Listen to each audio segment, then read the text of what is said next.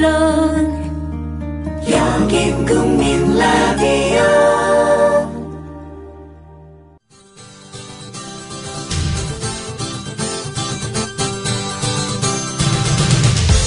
투박하지만 정직하다. 비평을 비평하는 남자 서영석. 그가 바라본 세상. 사설과 칼럼을 통해 오늘을 짚어본다. 서영석의 라디오 비평. 안녕하십니까, 서영석입니다. 부정부패와 비리가 고착된 상태를 경제적으로는 지대 추구 행위가 만연되어 있다라고 표현을 합니다. 지대. 지대라는 개념은 원래 토지, 즉 땅이나 기타 시설물을 이용하고 점유한 대가로 지불하는 돈입니다. 예를 들어서 건물, 빌딩 소유주가 그 빌딩을 임대해주고 받는 임대료, 그게 바로 지대입니다. 땅을 빌려주고 과거 소작료를 받았던 것도 역시 지대에 속하는 거죠. 이런 지대로만 먹고 사는 사람들이 늘어나면 성장은 정체되고 분배는 악화됩니다. 이 지대의 개념이 요즘 더 넓어지는 추세인데요. 불평등의 대가란 책을 쓴 조지프 스티글리츠 미국 컬럼비아대 교수는 이렇게 이야기합니다. 사회 다수 구성원을 희생시켜서 특정 세력에게 이득을 몰아주는 여러 가지 행태를 통틀어서 지대 추구 행위라고 정의를 합니다. 스티글리츠 교수는 특히 정치인과 관료, 법조인 등 공적 업무를 담당하는 집단이 지대 추구에 능숙한 솜씨를 발휘하며 막대한 보상을 챙기고 있다고 개탄합니다. 결국 안대희가 정관예우를 이용해서 1년 사이에 근 30억 가까운 돈을 챙긴 것도 일종의 지대 추구 행위입니다. 정야경 선생님, 다산 선생은 목민심서에서 지방행정 권력을 거머쥔 베스라치 중에서 도적들을 잡아야만 백성이 편하게 살 수 있다고 했습니다. 베스라치 중에 도적이 있다는 이야기입니다. 다산은 백성은 토지를 논밭으로 삼지만 오히려 백성을 논밭으로 삼아서 백성의 껍질을 벗기고 골수를 긁어내는 것을 농사짓는 일로 여기는 그런 자들, 그런 베스라치를 도적으로 봤습니다. 6월 4일, 내일 모레죠. 실시되는 지방선거는 이런 도적들을 걸러내는 과정이 되어야 할 겁니다. 그래야만이 우리 사회에 불평등한 지대 추구 행위를 줄일 수가 있습니다. 게다가 이 탐욕이 지배하는 세상에서 언제 또 희생될지 모르는 아이들과 어른들의 위태로운 삶을 개선할 길은 투표, 정치밖에 없습니다. 세월호를 기억하십시오. 세월호를 기억하지 않는 투표란 의미 없는 겁니다. 참사 당시에만 끌어오르는 관심은 바로 다음 참사를 부르는 초대장입니다. 6월 4일 투표하십시오. 라디오 비평 시작합니다. 함께하고 계신 방송은 정치평론가 서영석 미디어 협동조합 이사장이 진행하는 라디오 비평입니다. 지상철 조합원 신청 광고입니다. 강화대교 앞에서 개념 부부가 만드는 개념 곰탕, 연지연 곰탕. 연지연이란 가마솥의 장작불로 온종일 구워내는 곰탕을 서로 나누어 이어지는 인연이란 뜻입니다. 연지연 곰탕이 민주주의를 열망하는 조합원 여러분과 국민의 건강을 책임지겠습니다. 곰탕 포장 판매는 한 팩 800g에 7,000원이며 7팩 이상은 무료 배송으로 드립니다. 연지연 곰탕은 강화대교 입구에 위치해 있습니다. 단체 주문 예약 및 포장 주문 전화번호는 010-7252-1114, 010-7252-1114, 031-989-9968. 조합원 단체 예약은 10% 할인해드립니다.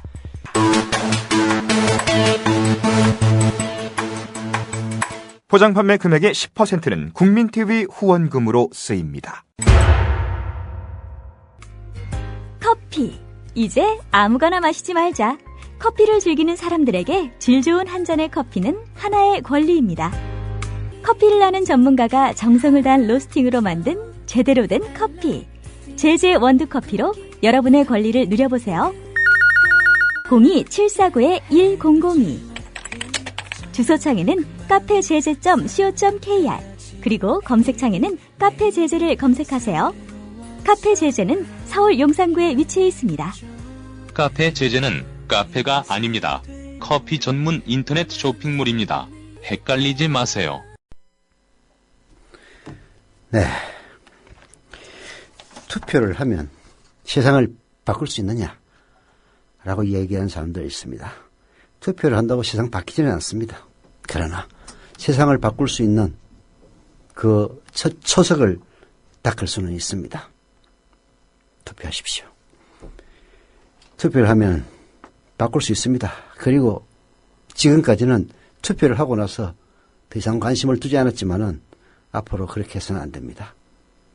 풀뿌리에서 우리 모두가 정치에 관심을 가질 때 이 세상은 진실로 바뀔 수가 있는 겁니다. 석간 내일신문을 보니까요. 접전지가 수상하다라는 기사가 있다거든요. 새누리당 적색경보다라는 얘기인데요. 여당의 최후 방어선인 부산과 경기가 불안하다. 위기감을 느낀 보수정 결집하겠지만 야당의 20표가 훨씬 많다라는 취지의 기사였습니다.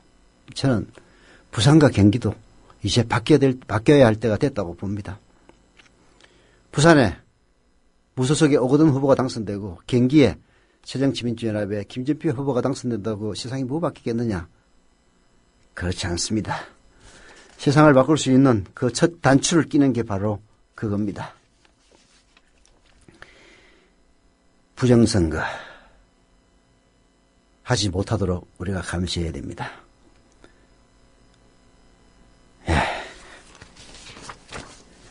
오늘 첫 칼럼이 아니라 사설입니다. 한겨레신문의 사설. 뜨거운 사전투표 열기 6월 4일 본투표까지 가자는 취지의 사설인데요. 20대의 투표율이 유독 높았습니다. 물론 50대, 60대의 투표율도 높았습니다. 제가 보기에는 30대, 40대의 투표율이 낮았던 이유는 부정선거 우려 때문이 아니냐는 생각이었습니다. 아마 30대, 40대 분들은 6월 4일 당일 투표 많이 하실 겁니다. 뜨거운 사전투표 열기 이번 지방선거 투표율 과거와 같이 50%에 머물지 않으려라는 그런 예상을 하게 만들어줍니다. 6월 4일까지 투표하러 갑시다. 6.4 지방선거를 앞두고 처음 치러진 사전투표가 유권자들의 적극적인 참여로 열기를 뿜었다. 투표율은 최종 12.49%로 집계됐는데 이 정도면 전체 투표율을 5%포인트가량 끌어올릴 수도 있을 것으로 보인다. 여야는 사전투표 열기의 유불리를 따지며 표 계산에 분주하지만 민주주의 제도의 근간인 선거에 유권자의 참여가 많다는 것은 결과에 관계없이 바람직한 일이다. 이번 사전투표에서 두드러진 양상은 젊은 층과 노장층의 투표율이 엇비슷하다는 점이다. 30대 이하가 25.38%, 50대 이상이 23.75%로 차이가 거의 없었다. 대체로 젊은 층이 진보적인 성향, 노장층이 보수적인 성향을 보여온 것을 고려하면 팽팽한 세대 대결이 펼쳐진 것으로 해석할 수 있다. 그러나 곰곰이 따져보면 꼭 그렇게만 볼 일이 아니라는 것도 확인된다. 20대 이하가 15.97%로 가장 투표율이 높았지만 여기에는 군인, 경찰 35만 명의 부재자 투표가 포함돼 있다. 이들을 빼면 실제 20대 이하의 투표율은 10%가 조금 넘어 평균치 미만이다. 또 30대는 그보다 낮은 9.41%를 기록해 평균에 훨씬 못 미쳤다. 반면에 50대는 11.53%, 60대는 12.22%로 평균보다 높게 나왔다. 결국 이번 사전투표도 부재자 투표를 제외하면 기존 투표와 유사한 모습을 보여준 셈이다. 따라서 이번 투표율만 가지고 투표 흐름에 큰 변화가 있었다고 말하기는 어렵다. 그런 만큼 4일 치러지는 본투표의 결과가 더욱 중요하다고 할 것이다. 이번 선거는 지방 일꾼을 뽑는 선거이기도 하지만 박근혜 정부에 대한 중간평가 성격이 강하다. 구체적으로는 정부의 세월호 참사의 책임을 물을 것이냐를 놓고 찬반을 묻는 선거이기도 하다. 그렇습니다. 이번 선거는 지방 일꾼을 뽑는 선거이기도 하지만 박근혜 정부에 대한 중간평가입니다. 부정선거로 당선된 박근혜. 이번 지방선거에서 이긴다면 부정선거는 무슨 개뿔이냐. 국정원이 뭐 선거를 하긴 했지만 그 아무 영향 준 게 아니다. 이런 식으로 뻔뻔스럽게 역공을 하고 나올 것이 뻔합니다. 그리고 정가의 보도인 공안정국을 또다시 조성할 게 뻔합니다. 여론이 박근혜를 지지해준다면 못할 게 없는 정권이 바로 박근혜 정권 아닙니까? 그리고 다른 무엇보다도 박근혜 정부에게 세월호 참사의 책임을 물을 것이냐를 놓고 찬반을 묻는 선거이기도 합니다. 여러분은 과연 어디에 투표를 하실 겁니까? 선거는 대의민주주의의 가장 중요한 토대입니다. 유권자들이 많이 참여할수록 선거의 대표성이 커지고 내실을 기할 수 있습니다. 투표하지 않고 정치를 욕하기만 하는 것은 나쁜 정치를 방조하는 것이나 다름없습니다. 좋은 정치를 키우려면 유권자가 적극 나서야 합니다. 투표가 민주시민의 의무인 까닭이 바로 여기에 있습니다. 그리고 이번에는 이 투표가 우리 스스로 정치에 더 많은 관심을 가지고 이 사회를 좀 더 나은 사회로 만들기 위해서 우리가 이 사회에 참여하는 그 첫 출발점이 되어야 할 겁니다. 더 이상 정치인에게 정치를 맡겨두고 생업에만 종사하기에는 너무나도 정치의 중요성이 큽니다. 생활로 정치를 할 수 있는 이런 첫 단추를 이번 6.4 지방선거에서 그 출발점으로 삼아봅시다. 특히 20대, 30대, 40대 여러분들. 50대, 60대는 얘기 안 해도 투표 많이 합니다. 50대, 60대만큼 2, 3, 40 세대들이 투표를 한다면 이 사회 이렇게까지 추락하지는 않았을 겁니다. 이광윤 정치평론가 모시고 살펴보도록 하겠습니다. 이광윤 정치평론가 나오셨습니다. 이광윤 정치평론가와 함께 전망을 좀 해보겠습니다. 이광윤 정치평론가 나오셨습니다. 기자 출신 정치평론가 이광윤의 오늘. 발등이 가려운데 구두 위를 긁는 일은 적어도 없도록 하겠습니다. 길 잃은 대한민국의 나침반이 되겠습니다. 이광윤의 오늘 5시 반 저녁길 시사 프로그램 이광윤의 오늘. 네, 부정자 투표 뭐 끝은 났습니다만은 다음 선거 때는 그렇게 하시라는 이야기입니다. 그리고 조합원 안재영 님이 제작한 노란 리본 배지 드리기 이벤트 오늘 8일째인데요. 내일이 마지막이죠. 오늘 당첨되신 분은 꼭 투표합시다 님입니다. 이메일 주소로 연락이 갈 테니까 답을 빨리 안 해주시면 또 다음으로 넘어갑니다. 오늘은 투표에 대한 칼럼들을 많이 골라봤는데요. 서울대 법학전문대학원 교수 한인석 교수의 세상을 바꾸는 한 표의 힘, 한겨레 칼럼입니다.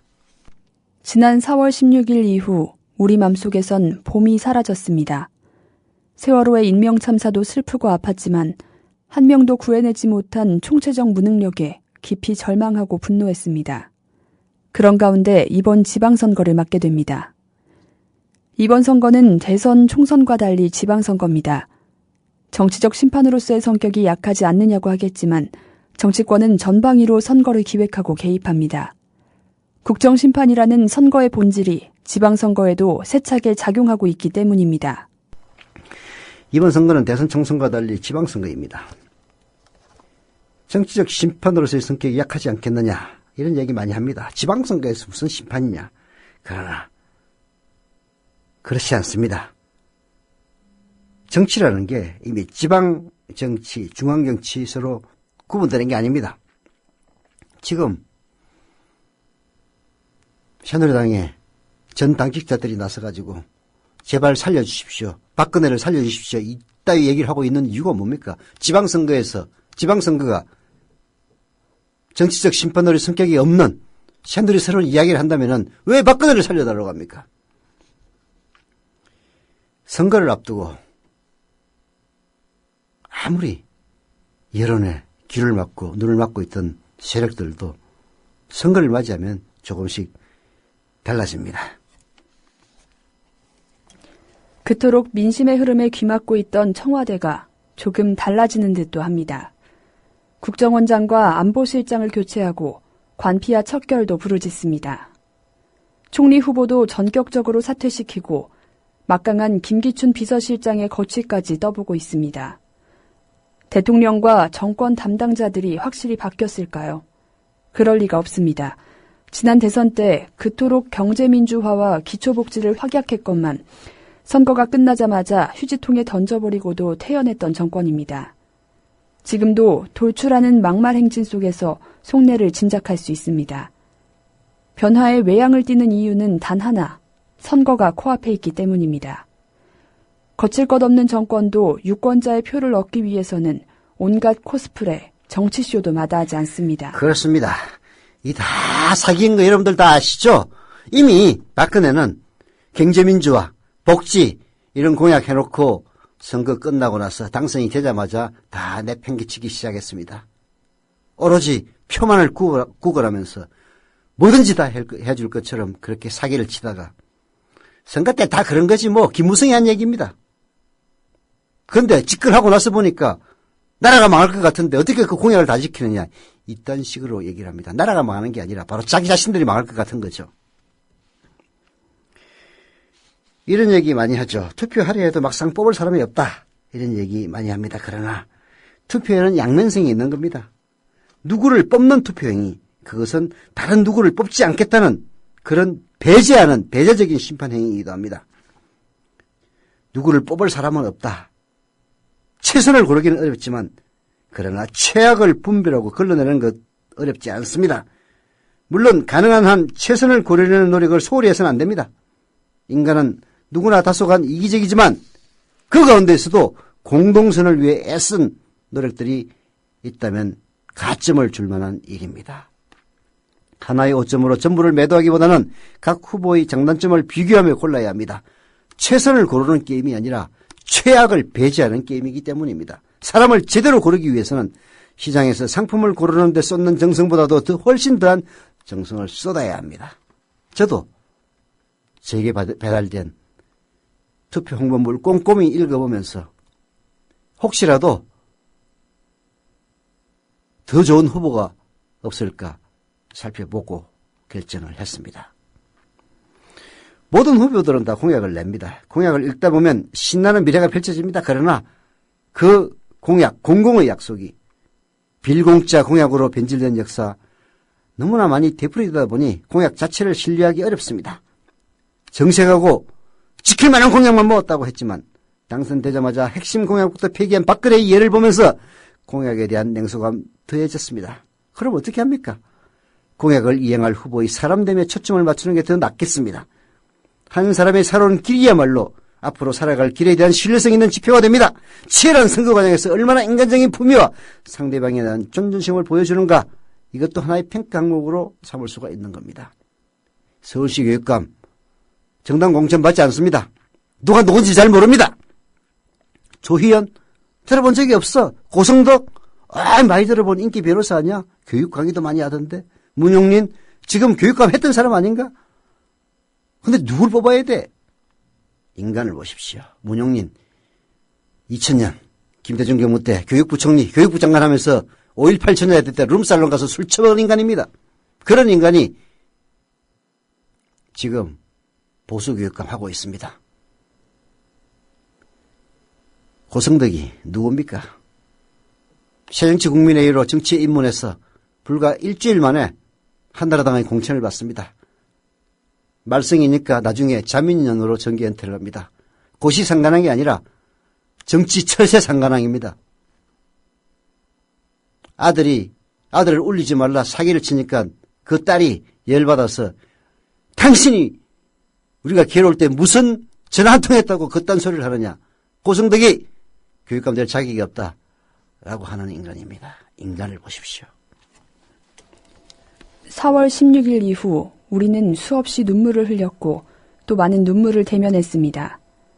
눈물의 가치와 진정성도 한 번은 짚어볼 때도 된 것 같습니다. 어려운 이웃과 함께 흘리는 연민과 공감의 눈물은 소중합니다. 그러나 치밀하게 연출된 눈물, 가족과 측근의 문제로 흘리는 눈물도 있습니다. 인간적 눈물과 선거용 눈물은 차원을 달리합니다. 그러니 누구를 위해서, 무엇을 위해, 누구와 함께 울었던가를 함께 살펴야 할 것입니다. 감성적 공감과 함께 이를 현실적 정책의 추진 동력으로 연결시키는 자세와 역량을 갖고 있는가도 아울러 살펴봐야 합니다. 세월호를 통해서 확인한 것은 관련자들의 비리와 부패, 생명의 존엄성에 대한 경시, 정치 행정의 총체적인 무능력입니다. 이런 비극을 보면서 도처에 유사한 비극의 요소들이 내재해 있음을 우려하지 않을 수 없습니다. 가라앉은 대한민국호를 지역적 차원에서 바로잡고 안전한 항해를 이끌어갈 선장과 항해사를 제대로 뽑아야 합니다. 단 한 명의 생명도 구조하지 못한 이 정권, 단 한 표도 줄 수가 없는 겁니다. 그 결정적인 관건은 선거입니다. 투표는 가장 간편한 방법으로 낼 수 있는 가장 힘있는 국민의 소리입니다. 투표장에서 조용히 누르는 부뚜껑의 힘은 군대의 대포 소리보다 훨씬 더 위력적입니다. 진짜 국민의 소리가 무엇인지 일깨우고 우리의 미래를 만들어가는 주역이 됩시다. 한인섭 서울대 법학전문대학원 교수가 오늘 한겨레신문에 기고한 세상을 바꾸는 한 표의 힘입니다. 여러분들은 세상을 바꾸는 한 표를 갖고 있습니다. 투표장으로 가십시오. 국민TV 국민라디오 18시간 투개표 특별방송 풀뿌리 민주주의 당신의 손으로. 미디어 협동조합 국민라디오는 6월 4일 수요일 아침 6시부터 밤 12시까지 6.4 지방선거 투개표 특별방송을 마련합니다. 특히 오후 2시부터 6시까지는 서울 동숭동 벙커원 스튜디오에서 딴지 라디오와 공동 생방송을 마련합니다. 특히 저녁 8시부터 당선자 윤곽이 드러나는 자정까지 국민TV의 개표 방송을 텔레비전과 라디오로 동시 방송합니다. 풀뿌리 민주주의 당신의 손으로. 오는 6월 4일 아침 6시부터 밤 12시까지 투개표 특별방송, 조합원과 애청자 여러분의 많은 시청취를 바랍니다.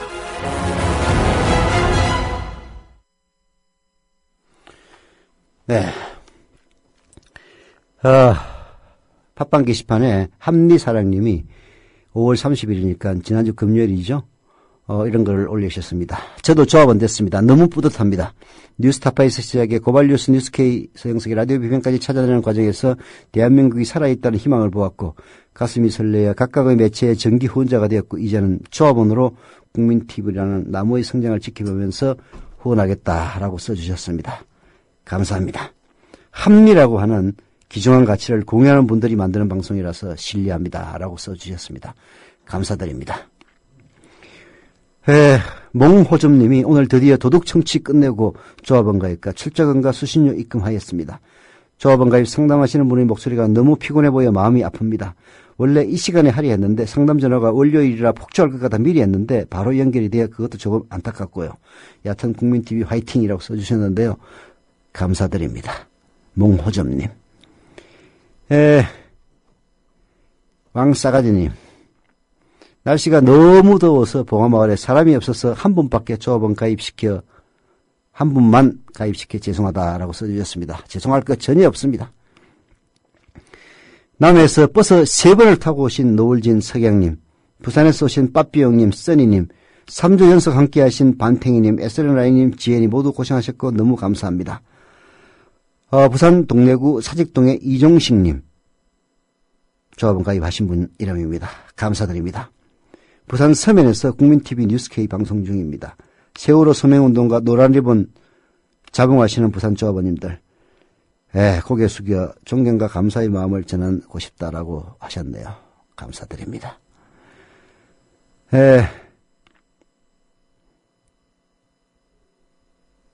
날고 싶은 토끼님, 꼭 읽어달라고 해서 읽어드립니다. 목요일 제게 축하할 일이 있었어요. 목요일이면 지난주 목요일이겠죠? 그만큼 책임이 따를 일이라 부담도 되지만 그 내용을 페북에 적었더니 저희 교회 집사님 중에 한 분이 축하한다며 기념으로 조합원 가입하신다고 하셨어요. 그 내용이 뭔지는 잘 모르겠습니다만 여하튼 페북에 뭘 적었더니 교회 집사님 한 분 중에서 기념으로 조합원 가입하신다. 목요일 날 제게 축하할 일이 있었다. 이게 무슨 좋은 일이 있었던 모양이죠?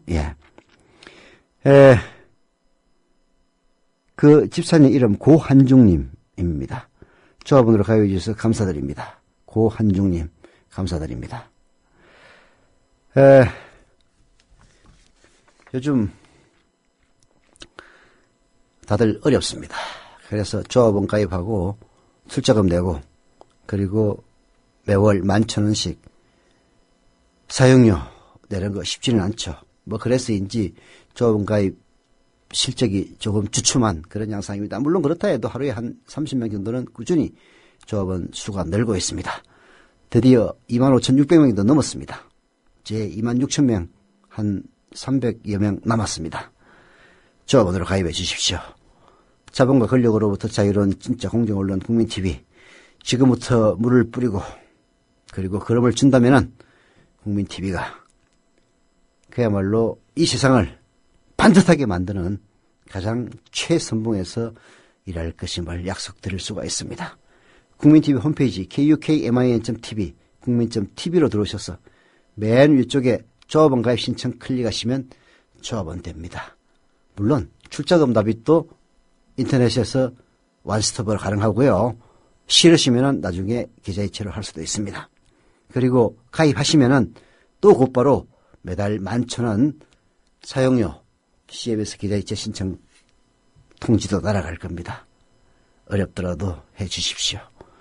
인터넷 사용이 불편하신 분들의 경우에는요. 미래유동조합 사무국 02-3144-7737 02-3144-0933으로 전화하시면 직접 친절하게 가입시켜 드립니다. 제 시간에도 좀 많이 가입해 주시기를 부탁을 드립니다. 경제적인 문제로 돌아가서 1%의 탐욕을 막는 방법 역시 투표입니다. 경향신문 안호기 경제부장의 칼럼 우리 사회의 1%의 탐욕을 막는 방법 소개해드립니다. 안대희 국무총리 후보자가 청문회도 하기 전 언론검증 단계에서 낙마했다. 여러 문제가 있었지만 대법관을 마친 뒤 변호사로 일하면서 5개월간 16억 원을 벌어들여 과다 수임료와 전관예우 논란으로 도마에 오른 것이 자진 사퇴의 가장 큰 이유였다. 후보자로 지명되기 전 원칙주의자, 괜찮은 사람, 대쪽, 잘 드는 칼 등의 비교적 우호적인 평가를 받았던 인물이다. 만약 안 전 후보자가 대법관 퇴임 후 변호사 개업을 하지 않았다면 상황은 달라졌을 것이다. 하지만 탐욕이 1인지야 만인지상이라는 국무총리에 오르기 직전 그의 발목을 잡았다. 어쩌면 잠재해 있었던 돈에 대한 탐욕이 대법관 퇴임 후 발현했고 더 나아가 명예까지 거머쥐겠다는 식으로 발전했을지도 모르겠다. 대권 야망이 있었을 것이라는 추측까지 나온다. 경제학 용어 중에 소비한 재화의 양이 늘어날수록 그 추가분에서 느끼는 만족의 크기가 점점 줄어든다는 한계 효용 체감의 법칙이 있다. 반대로 탐욕에는 쓸수록 만족의 크기가 더 커지는 한계 효용 체증의 법칙이 적용되는 모양이다. 탐욕에는 끝이 없는 모양입니다. 놀라운 사실은 안대희 퇴직 후 사례를 그들의 세계에서는 탐욕이나 비정상이라고 보지 않는다는 점입니다.